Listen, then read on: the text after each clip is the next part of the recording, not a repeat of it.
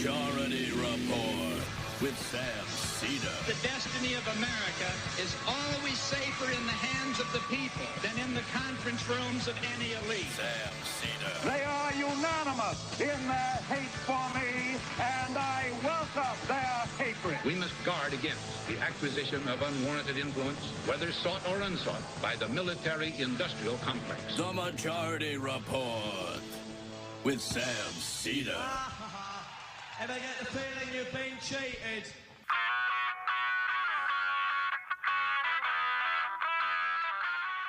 It is Thursday, June 2nd, 2022. Whoa! My name is Emma Vigeland in for Sam Seder, and this is the 5-time award-winning Majority Report. We are broadcasting live steps from the industrially ravaged Gowanus Canal in the heartland of America, downtown Brooklyn, USA. On the program today, Dorothy Roberts. Wow, can't talk today. Professor of Law, Sociology, and Civil Rights at the University of Pennsylvania and author of Torn Apart: How the Child Welfare System Destroys Black Families and How Abolition Can Build a Safer World. Meanwhile, in Tulsa, Oklahoma, there's been yet another mass shooting, this time in a medical building. 4 have died, plus the shooter. CNN is reporting that an AR-15 was found on the scene and was reportedly purchased on the day of the actual shooting. There were multiple shootings happening at that very time. Same time during the Tulsa massacre. Speaking of other shootings, there's so many, the Buffalo white supremacist has been indicted on over 24 charges, including a domestic terrorism charge. The baby formula shortage rages on. The Biden administration has announced that new shipments of formula will be airlifted from Europe as production continues to stall here in the U.S. Biden has still not broadly forgiven student loan debt, floating a means-tested plan to the media a few weeks ago. But he did just cancel $5.8 billion for over 500,000 borrowers who attended Corinthian colleges, the for-profit education chain that defrauded them. The CDC is investigating the first reported case of monkeypox, which is fun to say, but doesn't sound like it's fun to have, in Georgia, so not good. In Ukraine, Zelensky says Russian forces have seized 20% of Ukrainian territory. Russia's war of aggression in Ukraine nears its 100th day. Israeli forces have reportedly shot and killed yet another journalist in the occupied West Bank, just weeks after the IDF murdered Shireen Abu Akleh. And lastly, Politico has obtained recordings of meetings about the GOP's, quote, precinct strategy, deputizing Republican operatives at Democratic polling stations to question people's identification. So voter intimidation en masse should be expected in the fall. All this and more on today's program. Welcome to the show, ladies and gentlemen. John in Omaha writes in, a majority hangover after the big win last night. I did have some red wine. Won't lie, but I mean, look, the Rangers are up 1. The Rangers are 7 wins from winning the Stanley Cup, and that's the last time they won was 1994. That was the year of my birth. And they went when I was in college. They went to the Stanley Cup final and lost, and that was like a lot of tears were shed. So we'll see. But I would not say it constitutes a hangover. Just a bit of a distracted day. For that reason. But let's turn to this Mitch McConnell clip. I'm really excited for our conversation with Dorothy Roberts. It's her book is phenomenal, and she's done so much research on this topic for many, many years. But we still have to talk about gun violence in this country. As I mentioned yesterday, there was yet another mass shooting. In fact, there were shootings happening at the same time as this Tulsa massacre in a medical building. CNN is reporting that an AR-15 style firearm was found on the premises of the medical building, and that it was purchased the day of the shooting. So in the morning, ostensibly, the shooter gets their weapon. Also, apparently, there was also a handgun found on the scene, purchased on May 29th, so just days before. And in the afternoon, does a mass shooting, because that's how it works in America.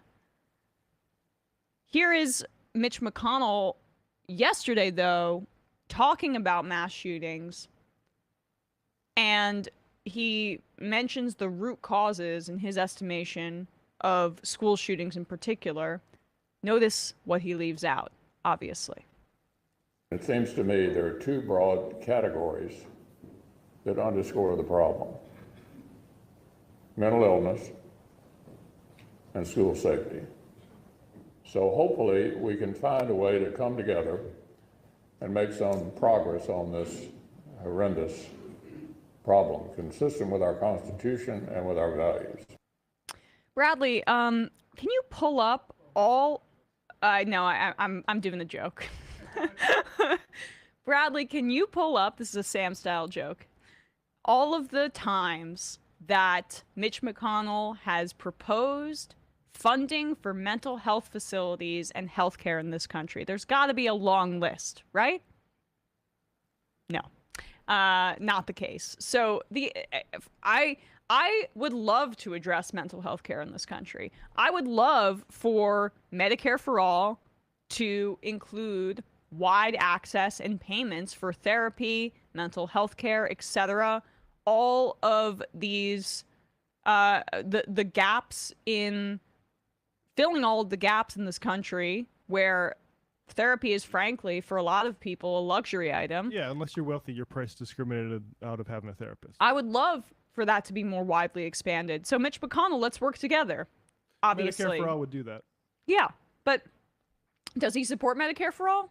Does he support any bill that promulgates healthcare in this country, let alone mental health care? And the reality is that's not the case. What they're going to do is say, oh, it's a crisis of the kinds of things that young kids are consuming, like pornography, like weed. Laura Ingraham going on television saying, Wait till you hear Weinstein. Oh, I haven't seen that clip yet, so we'll get to that in the fun half. But that's what it's going to be. It's going to be a restricting on substances, or, I mean, they're not really going to do anything, but that will be the rhetoric. It's all the culture. It's all what's being consumed. Yeah. And just but not the thing that's being purchased, which is the industry. Guns. Yeah, yes. Right. Like they always say, like, it's not political in a post-Citizens United world where they are taking money from a political lobbying arm of that commodity weapon. And let's be clear, Mitch McConnell takes a ton of money from the gun lobby and has benefited greatly from their financial resources in his career. So he mentioned school safety there. I'm not sure if that was before the Tulsa shooting. I think it was. How about hospital safety? We need Republican politicians on it today. One-door policy for hospitals. Buildings can only have one point of entry in general. Let's make every building in this country a prison, essentially. No windows, one door. And then we can prevent mass. I mean, it's so silly. As they laugh at the idea that we would like retrofit old buildings to be more sort of less carbon intensive. It's such a great point. Yeah, exactly. That's socialism. But this is just common sense gun safety. There have been 233 mass shootings in 2022, according to the Gun Violence Archive. That means that we are averaging well over one mass shooting a day right now, because June 1st, yesterday, is the 152nd day of the year, 153rd today. I mean, we had multiple yesterday. It just... to be clear on the methodology, the Gun Violence Archive defines mass shooting as one that kills 4 or more people, not including the shooter. So it's just, yeah. And it has to be, I think, a federal sort of ban on the manufacture and making of this sort of implement. Like Beto O'Rourke in Texas, you can say like, we don't want these things sold in Texas, but that implies that they're sold somewhere else. And guess what? We don't have hard borders in states. Yeah. That's why there's so much gun violence in places like Illinois and stuff like that. Right. We need to I understand folks who have like the old-fashioned Second Amendment, like you should be able to have like a shotgun and a rifle for hunting and stuff like that. But I frankly don't have a problem with massive we have to control these manufacturers and tell them no, you cannot sell this stuff. Yeah. You can't even make it. If we need it for the military, which by the way we should take a look at those arms controls as well, then we'll talk to you. But this is not a consumer product. I said that you mentioned the military. I said this before on the show this week. It is not a surprise that the United States, which is an empire that's bloated and dying, that relies on sustaining its primacy through brute force and military action, has a bloated military budget, and can't provide basic necessities for its citizens, that the way, since that's the way that the country flexes its muscle and exerts its power, that the citizenry on an individual level wraps up their identity in that kind of consumerism. So that's why part of why it's so hard to break is because it's unfortunately incredibly American. Well, I mean, there's a couple things. There's one, it's a thing you can use to kill people, but it also is like, it is just a commodity fetish. It is like some guys read gun magazines and go on gun forums and talk about just endless different specifications and different types of guns they might buy in the future. The same way other people go on like guitar forums and look at guitar equipment and stuff like that. Except there's a deeper sickness when it comes to like, it's motivated by fear and hate. I think ultimately when you're talking about fetishizing weapons of war, and it just shouldn't be allowed. That's something the market just shouldn't be able to be allowed to provide for. And it didn't from 94 to 2004, and it expired, the assault weapons ban, which did have gaps in it, but it sunsetted, and no one had the courage to, because of the lobbying of the NRA among other groups, to bring it back up again. That should be the bare minimum. I want an assault weapons ban yesterday. And I understand that there's a lot of guns already in this country, more guns than people, and it's highly concentrated among collectors and people who fetishize this stuff, as Matt says. But we should offer a very lucrative buyback program for these kinds of assault weaponry, and any guns for that matter.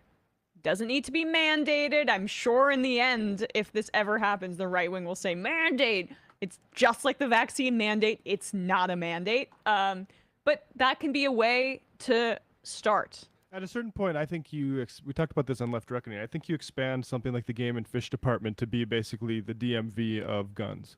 And they're the ones who are going to shooting ranges, making sure no one's modified. They already regulate. Exactly, yeah. I mean, we know that. And like, if you've ever been hunting, you've known that wardens will come up to you and check your licenses and stuff like that. So we should have them also go into gun ranges, making sure people aren't modifying weapons in ways that are unsafe. And I think like Trudeau's announced some sort of buyback. I'm not sure the details, but my understanding is he said that if you choose to keep your guns, they'll be functionally unusable. And like, I think that is the sort of like thing, right? Ultimately, I don't think you're ever going to be able to go door to door, or nor is that sort of politically desirable, because I think it'd be an absolute disaster. Maybe I'm wrong about that, but I think you can ban the manufacture of these things entirely, and it's just like saying that AR-15s have been rolling off the production line all this time since Sandy Hook. It's unbelievable. All right, folks, we're going to take a quick break, but when we come back, we will be joined by Dorothy Roberts.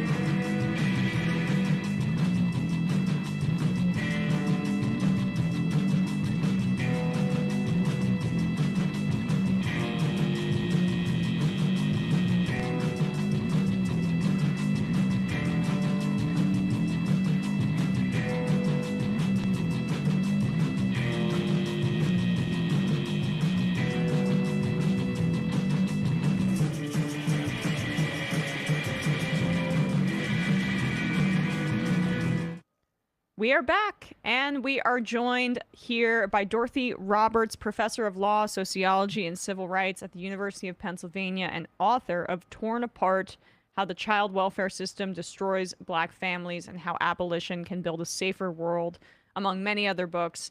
Dorothy, thanks so much for being here today. Oh, it's my pleasure. Thanks, Emma. Of course. So your work on this topic extends multiple decades at this point. You've been covering this for quite a while. What made you decide that you needed to write this update or this new book on the child welfare system, which you can't really call it that. You call it family policing. Right.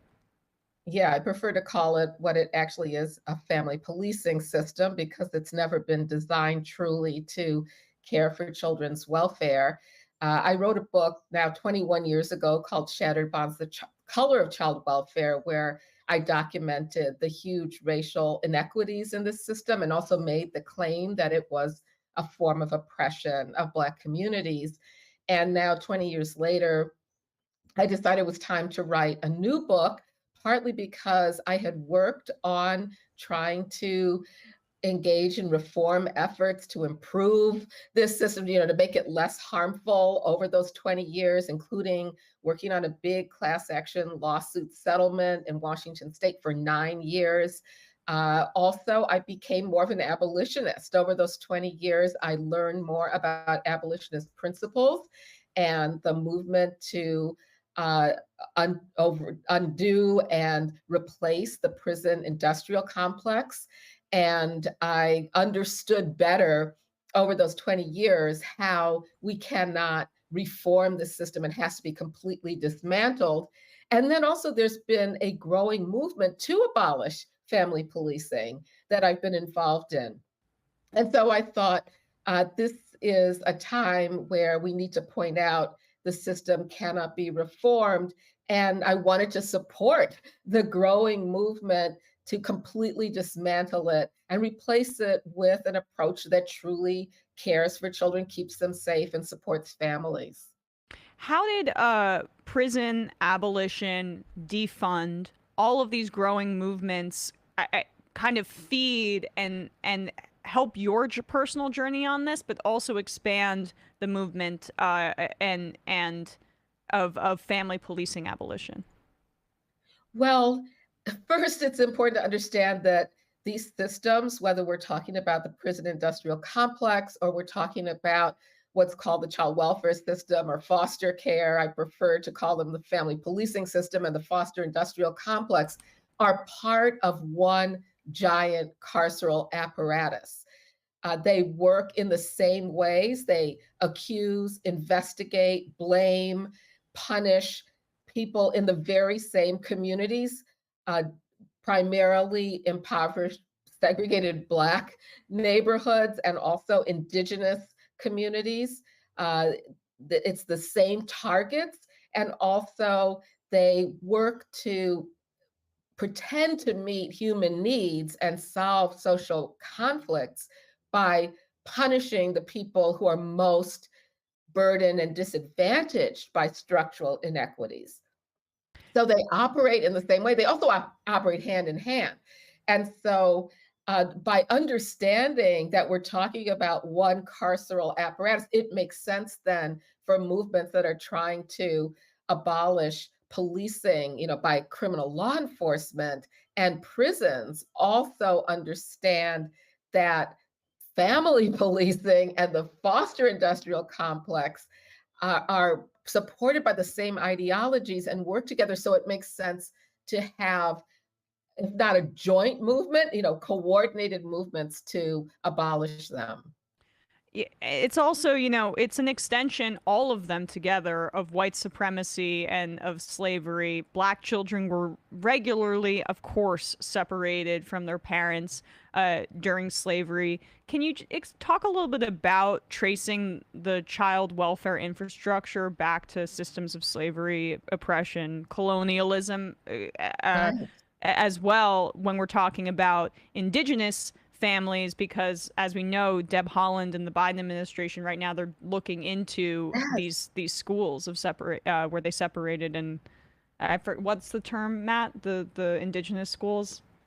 Residential schools. Boarding. Residential schools. Residential schools. But yeah, so that's another commonality between the prison industrial complex and the foster industrial complex. They have a common history rooted in settler colonialism and genocide of indigenous peoples, but also with enslaving African people and the same racial capitalist industry that supported and was fueled by settler colonialism and enslavement. So in the case of the child welfare system, which is often overlooked, its roots go back to the use of family separation as a tool, as a weapon of controlling these communities.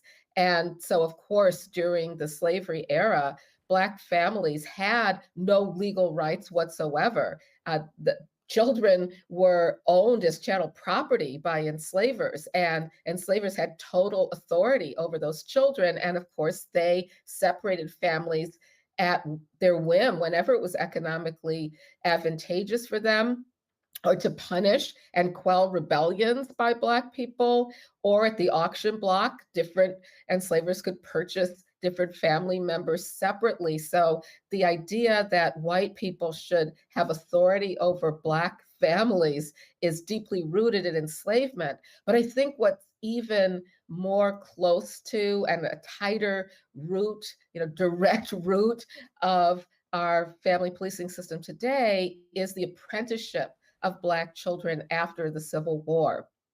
This was the time, and abolitionists have pointed this out, where white supremacists, who dominated the South, wanted to regain control of the South, and they destroyed Reconstruction efforts by effectively re-enslaving Black people through Black codes, the convict leasing system. These are the roots of mass incarceration today. But part of it that often gets overlooked is court-ordered apprenticeships of Black children back to former white enslavers. And this was done by judges who deemed that Black parents were neglectful, just like judges do today, and ruled that children should be indentured to former white enslavers. Sometimes the very men who enslaved them, they were put back to work under this court-ordered apprenticeship system.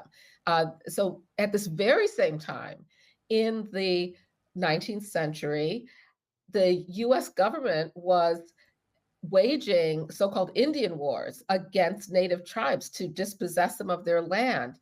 And the military began a military campaign. This was a strategy of war, of removing Native children from their families and putting them initially in military barracks. Again, this is a weapon of war.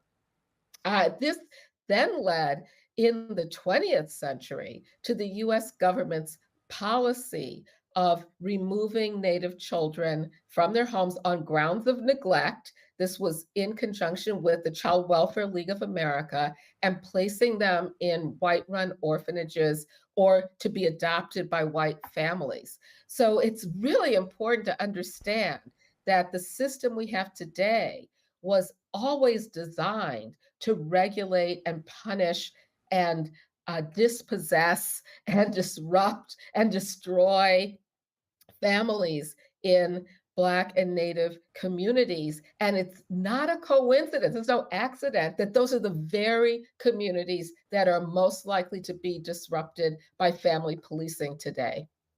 It's white paternalism, right? And it's also working in conjunction with this, as you say, settler colonialism, and by extension, Christian conversion, right? I mean, yes. Churches,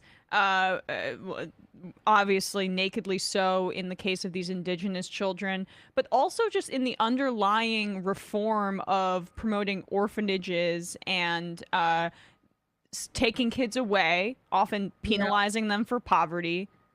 Yeah. You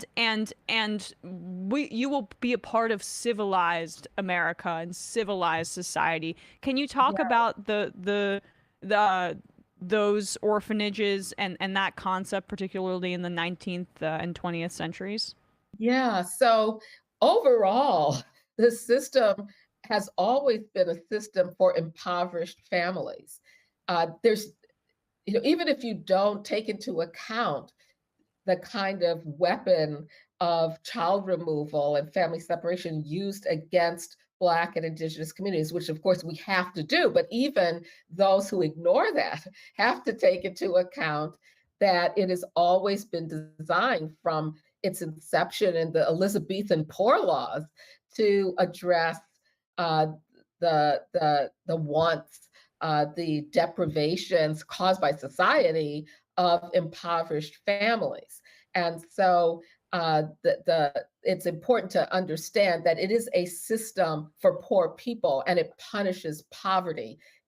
It always has, and it does today. Today, through the very definition of neglect, which is usually conflated with poverty, it's simply parents who are unable to meet the needs, the material needs of their children. So I want to highlight that aspect of it, but it's been framed from the beginning as a child-saving enterprise.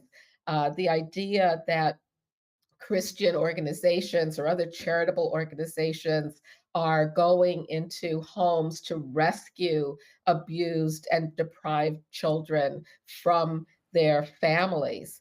And this is what I call a benevolent terror, because what they're actually doing is invading people's homes and terrorizing them with accusations, investigations, and the trauma of child removal. But it's painted as if this is some kind of benevolent act by the government or by Christian organizations or other charitable organizations to save these children. I think that is still the dominant view in America of what the child welfare system does. And it is extremely effective propaganda at getting people to ignore the obvious and well-documented harms to children. Yeah, and it also strips Black people, non-white people of agency. I mean, both literally, but also in the way that they're presented, which is that they are purely victims that we're going to fetishize. Frankly, it's like it's like the picture of the Christian missionary girl going to Africa and using kids as props while they're doing charity work. You know, that's part of the other troubling. There's so many troubling aspects, but for me, it's the treatment of Black kids and families as if they are merely chess pieces and don't have agency of their own. That's right. That they don't have agency and they shouldn't have agency. I think underlying this system, and part of the reason it's been perpetuated and still remains so popular, despite people recognizing all the flaws and all the harms, but how does it still then maintain its popularity that people think, oh, we have to have it to protect children, to save children? I think a large part of it is because of this white supremacist idea that Black people don't really care about their children and they are incapable of taking good care of their children.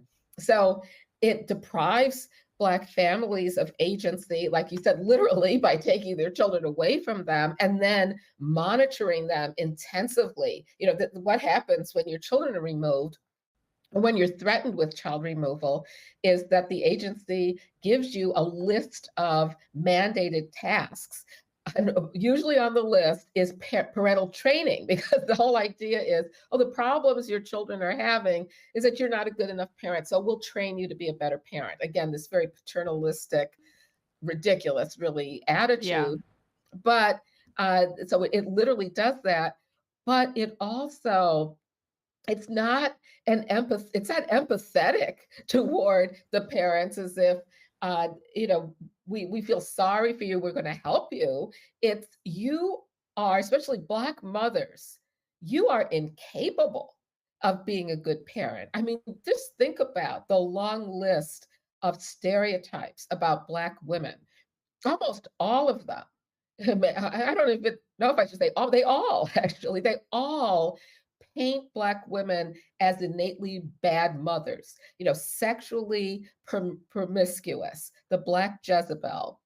Even the mammy who took care of white people's children was supposed to be neglectful of her own children and didn't care about her own children. She just, was dutiful toward white children. Of course, then she also had to be supervised by white women. She wasn't really in charge of those children. She just cared for them. And then there's the welfare queen who was supposed to have children just to get a welfare check. And that was so popular that even when you say welfare queen, it's a Black woman. You know that she doesn't really care about her children. She has children to rip off white taxpayers. And then she doesn't spend the money on them. She spends it on herself. And then there was the Black crack addict who was supposed to trade sex for crack, again, had babies because of her crack addiction, and then was supposed to transmit this depraved lifestyle to her children who were so-called crack babies. Again, you don't have to say Black crack babies because everybody knew they were Black babies who were predicted to lack social consciousness and go off to be welfare dependents and criminals and be a menace to society. So, and I could go on with others, but all of these stereotypes, which I'm sure as I say this, people listening, they're identifiable to everybody in America. They're so present, they're so powerful. And every single one of those stereotypes has profoundly shaped policy in the United States. I mean, it shaped the policy toward drug use during pregnancy or being pregnant and using drugs to a criminal activity addressed by prosecuting pregnant women or new mothers. It led to the abolition of the federal entitlement to welfare under a Democratic administration, under Bill Clinton. It led to, in fact, we could look at the trifecta of the crime control bill, the restructuring of welfare, and the Adoption and Safe Families Act, all in the span of the 1990s. Let's do that. I mean, we just had someone, I don't mean to cut you off, but we had someone write in, Brooklyn Sue. I worked at family court in the Bronx in the mid-90s, and the court officers had a motto for the institution. You make them, we take them. Like, that is how prevalent this was, and particularly the yes, I misspoke because I want to talk to you about how the next step of this is going to be when Roe v. Wade's appealed in weeks. If Black women are not perfect earthly vessels for their children, there's going to be more, drug testing, criminalization of mothers, which still happens to this day. But could you expand on how, particularly in the 80s and 90s, Bill Clinton, particularly, but also Reagan, how their presidencies set up the infrastructure for a rapid increase in the kind of carceral systems that you describe? Right. Well, we do, again, we could start earlier, but let's start with Ronald Reagan. Reagan is the one who promoted the Black welfare queen myth and also began this, as I said, trifecta of crime control, intense crime control directed at Black communities. The idea that there had to be a war on drugs and crime that meant intensifying police surveillance and incursions into Black communities. The beginning of the unraveling of the federal entitlement to welfare, and also massive increase in the foster care population because more and more Black families were getting access to welfare benefits. We see this backlash against it. This actually began in the 60s. I mean, we can see it as a backlash against the civil rights movement, but it intensified over the 80s and 90s, leading to a huge buildup, skyrocketing of the foster care population and astronomical gaps in the numbers of Black children removed from their homes versus white children. So it was the increase in a punitive approach focusing on child removal as opposed to providing services to families in their homes, all on the backs of Black families. And so then we see in the 1990s under Bill Clinton, this a neoliberal white supremacist approach, which is relying on the market to take care of families. And if you can't make it to remove children from their homes, and with the Adoption and Safe Families Act, prioritizing adoption. It's in the title of the law passed in 1997, a year after the welfare restructuring law. And we have to see all of this together, which is a punitive approach to the families who are most disadvantaged by locking them up and taking their children away, at the same time that we have a welfare law that's basically a behavior modification under this myth that what Black women need to do to solve poverty in Black communities is take low-wage work, get married, and stop having so many babies. So along with welfare restructuring, our so-called family caps or child exclusion policies passed in many states that deny any increase in benefits to mothers who have babies after they're already receiving welfare. Okay, so but the first time in US history, we have this confluence of the war on drugs and intensive police incursions, skyrocketing mass incarceration, no entitlement to federal aid to take care, or state aid, no entitlement to government aid to take care of children, and a mandate in the Adoption and Safe Families Act that you must terminate parental rights after a sped up amount of time, and bonuses, literal bonuses to states to increase adoption. Have I connected the dots? This is a base, and all of this based on. Oh, I'm so sorry. All of this based on the idea that Black mothers, fueled by Black mothers being the cause of all these problems, having children that are destined to be welfare cheats and criminals, and focusing on child removal. And one thing I left out, I mentioned it earlier, at the same time, we have this new form of criminalization of pregnancy.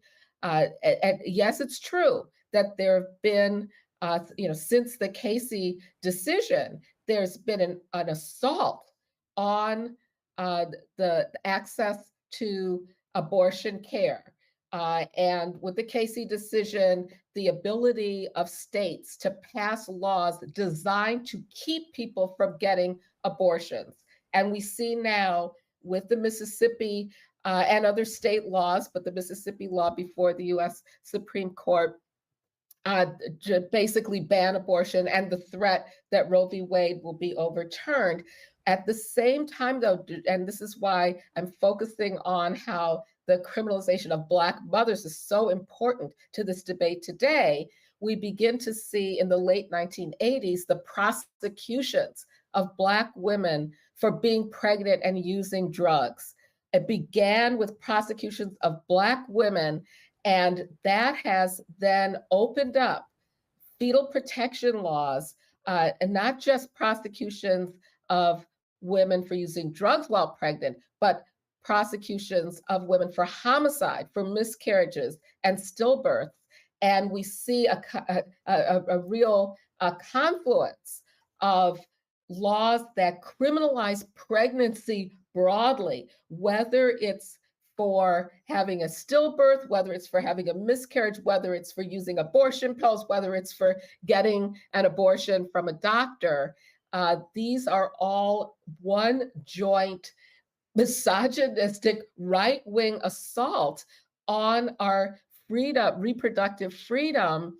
And it is really a shame that people, the movement for reproductive rights didn't see that this was one concerted assault. It's not just legal bans on abortion services. It is an assault on pregnancy altogether.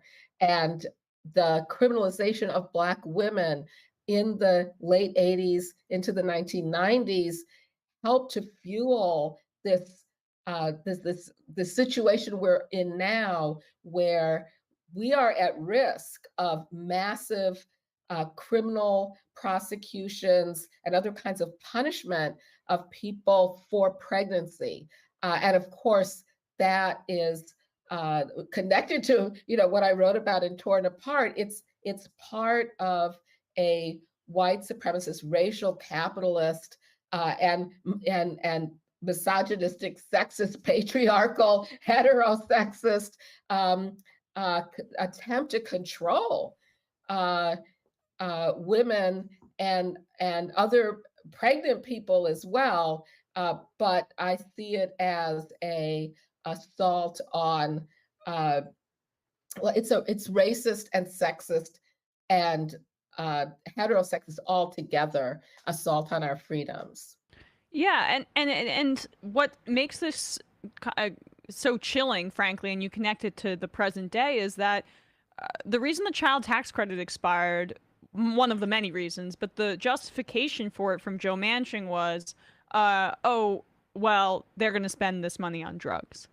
That's what this is. It's the exact same thing. And that child tax credit could have been, that was a recognition, that we have fallen so far in that way, and that, child poverty is a massive problem in this country. And instead of penalizing kids for their poverty, perhaps we should attempt to alleviate it. I don't know, crazy idea. And it went away because of those racist tropes used as justification by Joe Manchin.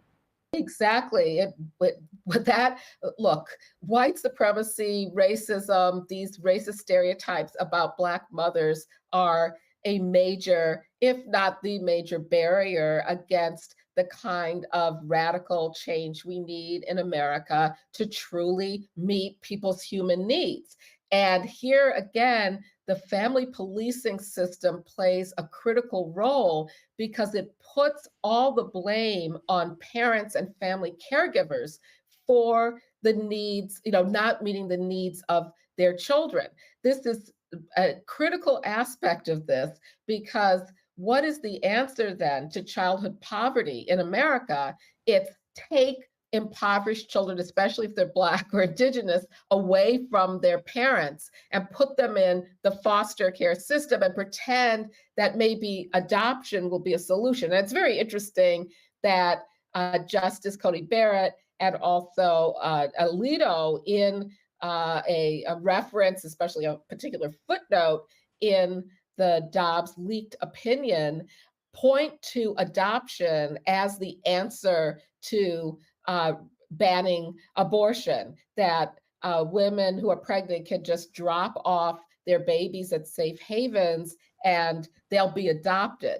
Isn't it interesting that also, here's another tie, that also is the answer that people give for how the family policing system will save impoverished children. Take them from their parents who can't meet their needs and put them in foster care, and let's incentivize getting them adopted. Of course, it's all a fake pretense of what will actually end childhood poverty in America, but that pretense convinces so many people that we need this system, and this system is going to save impoverished children, especially impoverished Black and Native children, when in fact, what we need are the kinds of policies that provide the income, the housing, the medical care, the education, the kinds of material resources that children need.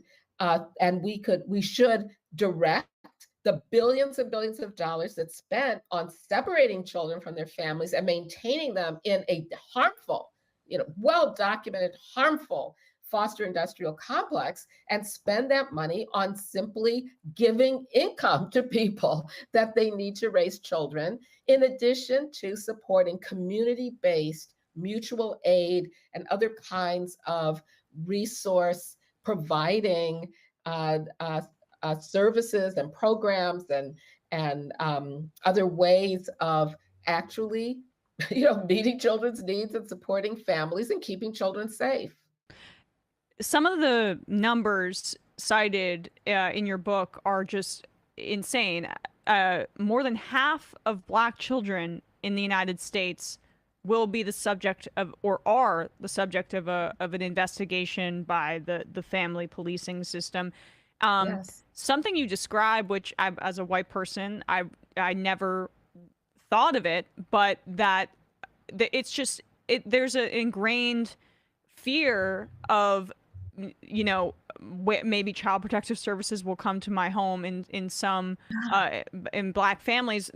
And the figure for white children, it's around 28% I have written down, but that's nearly double for Black Yes. kids in the country. That's right. So, yes, and let me emphasize again, a recent study that found that more than half, 53% of Black children in America will experience a child welfare investigation by the time they reach age 18. That is a huge number. And in case people don't realize it, a child welfare investigation is traumatic by itself. Even if children aren't removed, there's the threat that caseworkers and police, often accompanied by police, are going to forcibly remove children from their homes. So that threat is hanging over the family during the investigation. They search every corner of the house. They inspect refrigerators, cabinets, closets. They interrogate children separately. They sometimes strip search children to look for evidence of abuse. These are really traumatic experiences. And just the idea that in America, Black families are seen as so risky that half of Black children would need to be investigated, that just tells you something about the devaluation of Black families in America. And then on top of that, it is a different kind of experience than for Black children. This is something that I think the statistics don't bear out. We know that Black children are much more likely to be taken from their families. We know, these investigations are more likely, but it also means that they're concentrated in Black neighborhoods. And so if you could get a map of a big city and look at where child welfare investigations take place, they'll put pinpoints to show where they are. It almost always maps exactly onto where the most segregated Black neighborhoods are. It maps onto where there are high levels of incarceration, high levels of poverty. It's all concentrated in these neighborhoods. And that means that everybody in the neighborhood is aware of this system. I did a study in Woodlawn, a Black neighborhood in Chicago, to look into this. And everyone I interviewed called it the system. The Department of Children and Family Services, the system. It was so ubiquitous and prevalent in this neighborhood that it was the system in their lives. And everybody knew about it. Everyone had some contact with somebody. Either they'd been removed, or their children had been removed, or their friends had been removed, or their cousins had been removed, or they were taking care of a child who had been removed and put in their care as a kinship foster caregiver, or they had been retaliated against by a neighbor or an ex-boyfriend who called the child abuse hotline on them to get revenge. It was involved in everybody's lives. And there was no neighborhood in Chicago that was predominantly white that had anywhere near that amount of involvement. Everybody knows that, in a white middle class or affluent neighborhood, people just have no experience with the system. But if you go into a Black segregated neighborhood, I would venture to say that everybody, or close to everybody, is going to be able to tell you a story. And that means that children understand that they're at risk of being taken from their parents. Little kids, they know, they know the caseworkers, they know the van. They could identify when the van comes into the neighborhood. Oh, that's that's the system coming in. Somebody's kids are going to be taken away. And indigenous families as well, we should also add. Yeah. Absolutely. That too, indigenous families as well have this very common experience. And I don't think that we have come to grips at all with what kind of impact that has, the traumatizing impact, the impact on relationships between children and their parents, the sense of family security. And we're not, this is apart from all the harms when your child is taken from you and put into a harmful foster care system, where also we know that Black children fare worse than any other children on average, all children who are in foster care on average have poor outcomes. There are exceptions, but the outcomes in terms of college attendance, income, homelessness, emotional and mental health issues are all bad. That makes sense. I mean, given the fact that it's traumatic to be taken from your families, and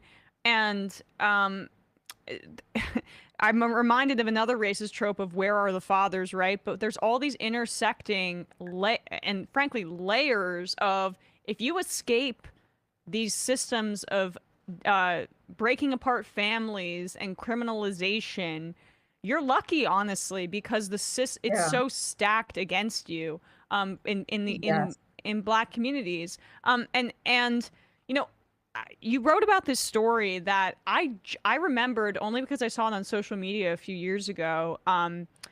It was the name of the American Idol contestant. I'm trying to find it here in my notes. Saisha Mercado. Saisha Mercado, right? Who went viral because basically her baby was having trouble transitioning to solid foods. Someone reported her baby as being malnourished, and she brought the baby to the hospital for help. This was her toddler, her 13-month-old toddler. She was pregnant, and so she was trying to transition her little boy to solid foods so she would be ready to breastfeed the baby. And when she brought him to a St. Petersburg hospital, they declared that he was failing to thrive and malnourished, and they took custody of the child. Now, to make matters worse, I mean, that's bad enough. Again, it just gives you an example of how this system operates, that you go for help and you get punished for it. I mean, just imagine what that means in terms of people's willingness to seek help. This is one of the problems of it. It turns service providers, teachers, doctors, social service providers into enemies, into government agents that threaten to take your children away. What sense does that make in supporting families? And it must have a chilling effect too, because not to cut you off, in terms of, yesterday we had a doctor from Alabama come on to talk about how she felt intimidated in terms of miscarriage procedures because of the Alabama laws and how stifling that can be. And it can work for Black families as well. They're not going to want to seek help for a child struggling to get onto solid foods if they feel that they're going to be targeted by the state. It's completely sensible. Yes, of course. Of course. You're not going to, and there's studies that show this, that refraining to really reveal struggles that you have to a teacher, to a doctor, to a social service worker, because of the fear that it'll trigger an investigation and your children will be taken from you. This also operates, and again, documented in the case of domestic violence, because many systems remove children when their mothers call for help for ending violence in the home. Even if the child has never seen the violence, has never experienced the violence, the idea is that this mother is risky because she is surviving violence. Now, that, of course, deters many women from seeking help because they don't want their children taken from them. Not because they're selfish, because they care about their children. They don't want their children put into foster care. So it works that way as well. And so this system is set up in a way that takes the opportunities of having community-based, caring, supportive hubs, where people can go to get help, and turning them into just the opposite, deputized agents for the state. And by the way, I should add that this only happens to impoverished people, especially in, again, Black and Native people. It doesn't happen when affluent white people go to their doctor with a problem. Let's say they have a child with an eating disorder. They go and get help for it. They don't have to fear that caseworkers are going to knock on the door and take their child away from them because they sought help. So, I like to point out that the idea that mandated reporting is protecting children, and that these professionals feel they have to call CPS on families, is just not true, because they don't call CPS, Child Protective Services, on affluent families. They only serve as agents for family policing of the most marginalized families. And if I could just do we have time? I just wanted to go ahead. Conclude what happened to Saisha Mercado, because it didn't just end with them taking her son.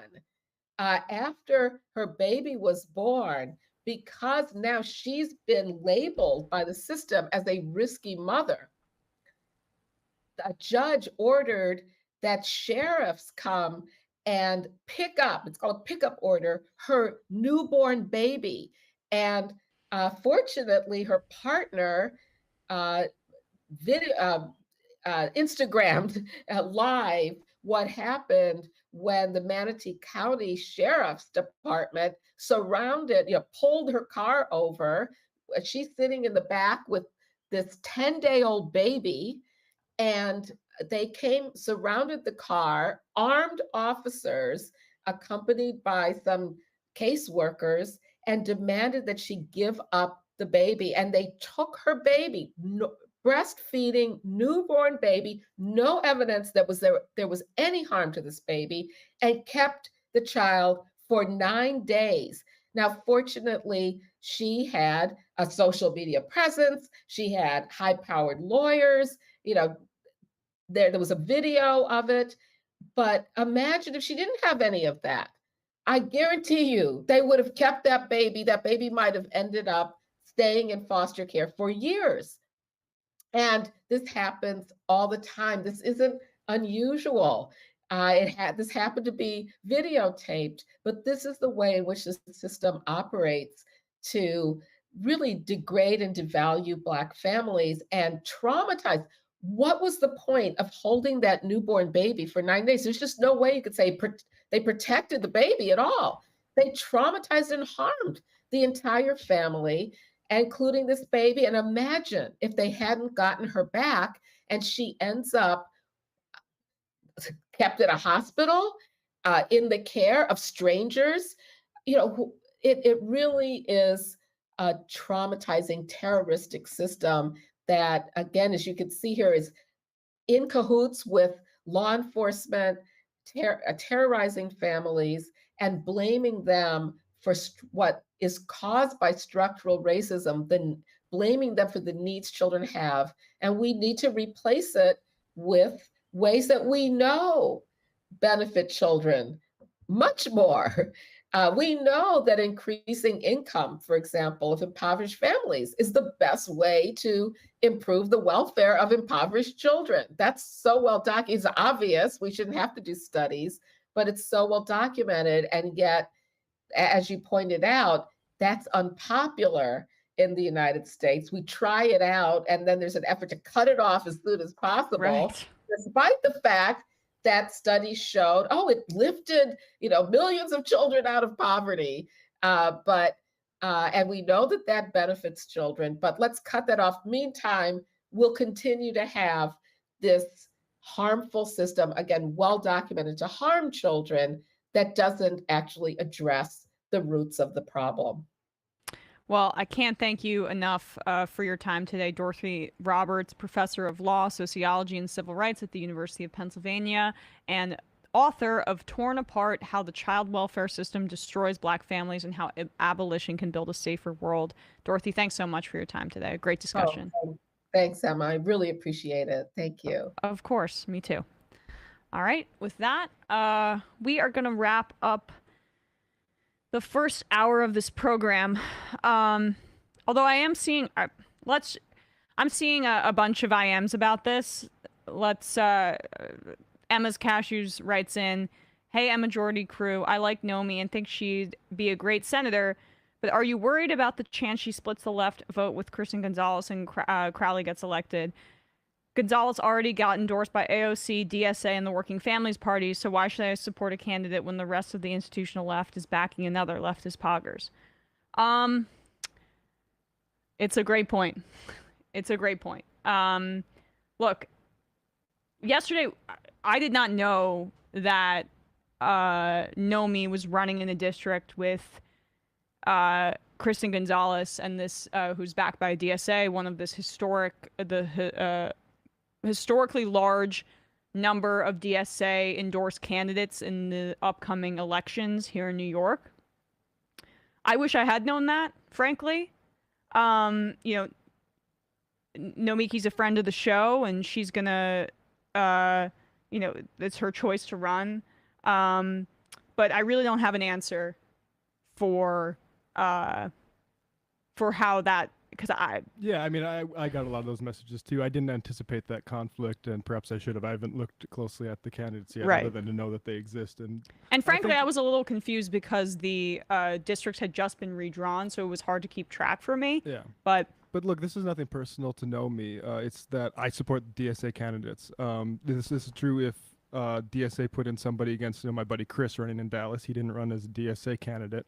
I would have supported DSA over him because of that ideological reason. And I think, I think there's certain folks who say, this is democracy and, win. And I kind of, in a vacuum, can relate to that and, see the best candidate win. But, you do have that Crowley vote split issue. And you do have the entire rest of the left lining up behind Kristen Gonzalez, who I think looks like a really good candidate. And who I'm probably going to donate to. So it's we've heard the criticisms, and very valid, very valid, frankly. And I think that's the challenge probably for Nomiki's campaign is how do you that's a huge concern, and I don't share some assessment of limitations of DSA that maybe Nomiki does, and I guess I don't want to be seen as hostile to DSA, particularly as I really like that organization. Frankly, because the work that they're doing. Yeah, I do too. Frankly, because I before this news about Nomi, I'd praised the DSA slate. So I just want to be transparent that I was not aware of that conflict yesterday, and I think some of these questions can go towards Nomiki directly, but I think that it's valid to ask these questions 100%. Yeah. All right, folks, with that, we are going to head into the fun half. But first, I want to bring in Matt Binder. Oh, sorry. We might need to take a break. Okay, we need to take a break. Are they? Okay, they're here. Let me. Matt's just gonna take a 30-second break. See if I can get them on. Yeah. Stuff. Quick break.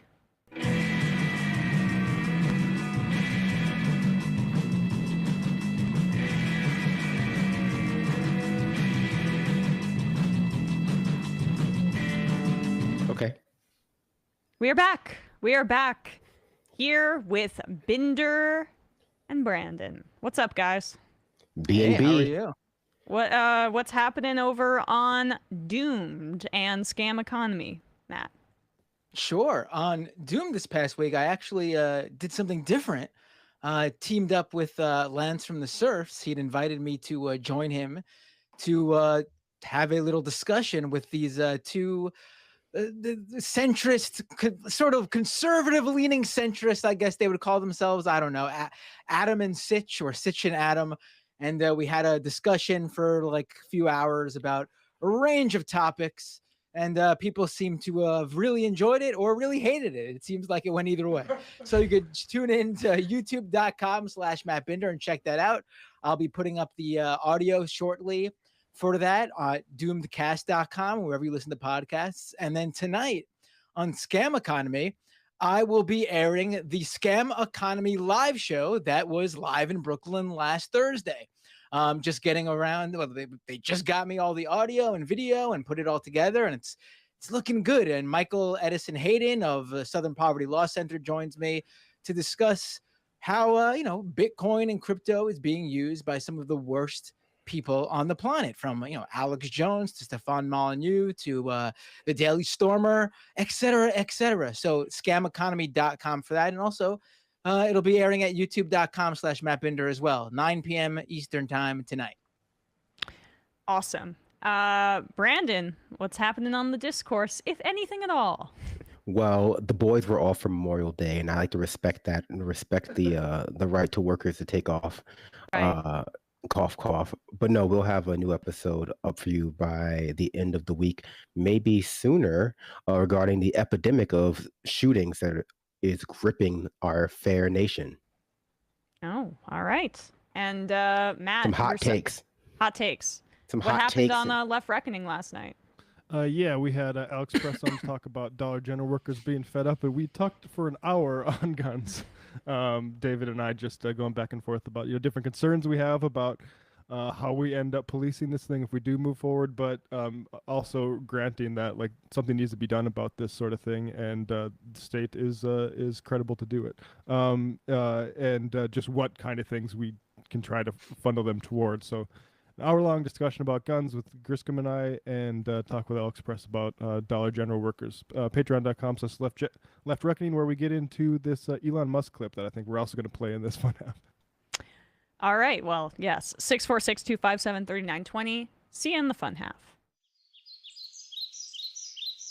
3 months from now, 6 months from now, 9 months from now. And I don't think it's going to be the same as it looks like in 6 months from now. And I don't know if it's necessarily going to be better 6 months from now than it is 3 months from now. But I think around 18 months out, we're going to look back and go like, wow. What? What is that going on? It's nuts. Wait a second. Hold on for a second. Emma, welcome to the program. Hey. Matt. What is up, everyone? Nomi Key. You did it. Let's go, Brandon. Let's go, Brandon. Bradley, you want to say hello?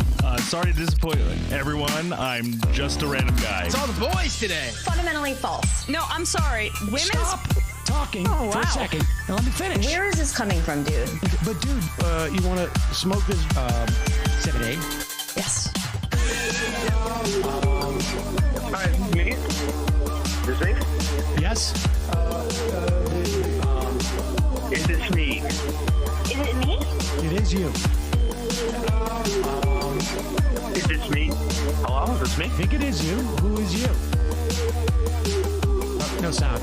Every single frickin' day. What's on your mind? Sports. We can discuss free markets and we can discuss capitalism. I'm gonna go throw up. Libertarians. They're so stupid, though. Common sense says, of course. Gobbledygook. We fucking nailed him. So what's 79 plus 21? Challenge Matt. I'm positively quivering. I believe 96, I want to say. 857-210-35-501. 1/2. 3/8. 9/11, for instance. $3,400, $1,900. 654 $3 trillion sold. It's a zero-sum game. Actually, you're making me think less of it. But let me say this. Poop. You call it satire. Sam goes, it's satire. On top of it all, my favorite part about you is just like every day, all day, like everything you do. Without a doubt. Hey, buddy, we see you. All right, folks. It's just the week being weeded out, obviously. Yeah, sun's out, guns out. I I don't know. But you should know. People just don't like to entertain ideas anymore. I have a question. Who cares? Our chat is enabled, folks. I love it. I do love that. Look.